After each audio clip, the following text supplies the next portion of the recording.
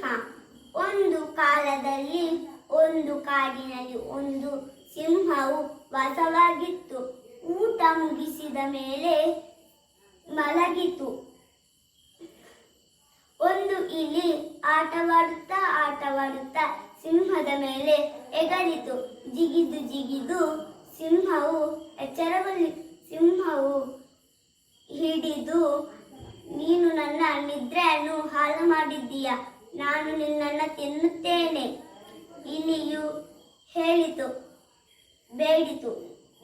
ನನ್ನನ್ನು ತಿನ್ನಬೇಡ, ನಾನು ನಿನಗೆ ಒಂದಲ್ಲ ಒಂದು ದಿನ ಸಹಾಯ ಮಾಡುತ್ತೇನೆ. ಸ್ವಲ್ಪ ದಿನದ ನಂತರ ಸಿಂಹವು ಬೇಟೆಯನ್ನು ಹುಡುಕುತ್ತಾ ಹೋಯಿತು.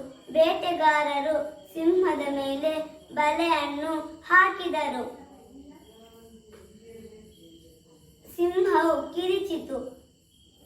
ಇಲಿಯು ಅದರ ಬಳಿಗೆ ಬಂದು ತನ್ನ ಚೂಪಾದ ಹಲ್ಲಿನಿಂದ ಬಲೆಯನ್ನು ಕತ್ತರಿಸಿತು. ನೀತಿ: ಮೂತಿ ಚಿಕ್ಕದಾದರೂ ಕೀರ್ತಿ ದೊಡ್ಡದು. ಧನ್ಯವಾದ.